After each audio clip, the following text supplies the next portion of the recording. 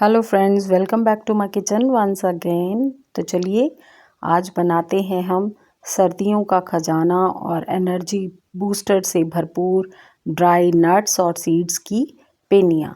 ये हमारे लिए एनर्जी बूस्टर तो है ही हैं और साथ में ये हमें सर्दी में ठंड से भी बचा के रखती हैं। तो चलिए बातें साथ साथ करेंगे और बनाना भी स्टार्ट करते हैं। तो इसके लिए सबसे पहले मैंने यहाँ लिया है रोस्टेड चना। 1 बाउल भर करके मैंने यहाँ लिया है काजू का, ये मैंने इसको क्रश कर लिया है।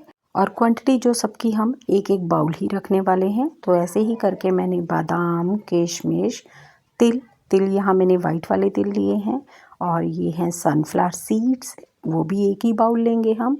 और साथ में अखरोट, और अखरोट के बाद हमने लिया है अलसी के बीज। तो ये बड़े अच्छे होते हैं सर्दी में। तो इसके साथ ही मैंने एक बड़ा बाउल भर करके लिया है मखाना, ये कैल्शियम से भरपूर होते हैं। और साथ में हम लेंगे पम्पकिन सीड्स और इन सब चीज़ों को हमने पहले ड्राई रोस्ट करना है किसी भी कढ़ाई पैन में डाल करके गैस के ऊपर। तो सबसे पहले मैंने यहाँ चने को अच्छे से दोबारा रोस्ट किया है। तो जैसे ही ये रोस्ट होंगे हम इसको किसी भी खाली बर्तन में निकाल लेंगे और उसी कढ़ाई में फिर हम ड्राई रोस्ट करेंगे मखाना को। मखाना का एक ही तरीका होता है, जैसे ही ये रोस्ट हो जाएंगे तो ये आप उठा के देखिएगा, ये अच्छे से बड़ी इजीली टूट जाएगा। तो ये भी रेडी है, इसको भी निकाल लेते हैं। और इसी कढ़ाई में मैंने ड्राई रोस्ट किया है बादाम और अखरोट को, क्योंकि इनका जो रोस्टिंग टाइम है वो बिल्कुल बराबर का है। तो इनको भी निकाल लिया और उसके बाद हम करेंगे काजू को ड्राई रोस्ट और इसको भी निकाल लेंगे। और फिर हम सारे जो सीड्स हैं उनको एक साथ हम ड्राई रोस्ट कर लेंगे।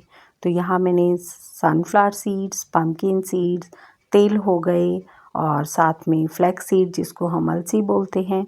आप चाहो तो इसमें चारों मगज भी आप डाल सकते हैं। तो इनको हमने ड्राई रोस्ट करा और उसके बाद जैसे ही ये तड़कना स्टार्ट हो जाएंगे तो हम इनको निकाल देंगे किसी भी खुले बर्तन में।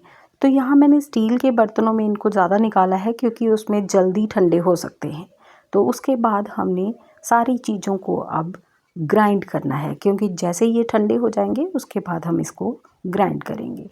तो सबसे पहले मैंने यहाँ ग्राइंड किया है मखानों को और मखाने जैसे ही ग्राइंड हो जाएंगे उनको हम निकाल देंगे किसी भी अलग बर्तन में। और उसी फिर ग्राइंडर जार में हम ग्राइंड कर लेंगे बादाम को, काजू को और साथ में अखरोट को। इन चीज़ों को भी हमने अच्छे से ठंडे करके ही ग्राइंड करना है, नहीं तो इनका तेल निकलने का डर रहता है और थोड़ा थोड़ा रुक रुक के हम इसको ग्राइंड करेंगे। तो देखिए ये भी अच्छे से ग्राइंड हो गया है। तो इसको भी हम निकाल लेते हैं एक अलग बर्तन में या प्लेट में, किसी भी चीज़ में आप निकाल सकते हो। और उसके बाद हमने जो सीड्स हैं वो भी तकरीबन सारे ठंडे हो चुके हैं। तो इनको भी हमने अच्छे से अब इसको ग्राइंड कर लेना है एक साथ। ग्राइंड कैसे करना है ये आप पर है कि आपने इसको फाइन पाउडर करना है या थोड़ा सा दरदरा पीसना है। जैसा भी आप चाहो वैसा आप रख सकते हो इसका टेक्सचर। तो चलिए अब ये भी बिल्कुल रेडी है पीस करके।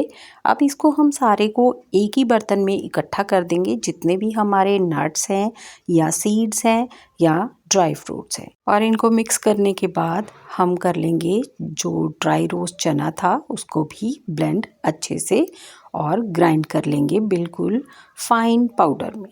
तो देखिए इसको मैंने निकाल लिया है एक बाउल में। तो आपको एक बाउल में निकालना है ताकि हम उससे उसका जो नाप है वो ले सकें। तो एक कढ़ाई में मैंने एक बाउल भर करके देसी घी का डाला है और जैसे ही ये देसी घी मेल्ट हो जाएगा उसमें हम जो नाप करके हमने एक चने का बाउल लिया था वो हम इसमें डाल देंगे और इसको तब तक चलाते रहेंगे जब तक थोड़ा सा ये गोल्डन ब्राउन ना हो जाए। और देखिएगा ये धीरे धीरे घी भी छोड़ना स्टार्ट करेगा, तो ये और पतला होते जाएगा और साथ में ब्राउन भी होते जाएगा। तो जैसे ही ये थोड़ा सा कलर चेंज हो गया देखिए, तो इसी में हम डाल देंगे जितने भी ड्राई फ्रूट्स का और नट्स का जो मिक्सचर था हमने वो बनाया हुआ था, तो वही डाल देना है और इसको अच्छे से फिर भी चलाते रहना है, मिक्स करते रहना है। तो देखिए ये नट्स और सीड्स जो होते हैं सर्दी में तो हमारे लिए बहुत ही अच्छे होते हैं खाने के लिए।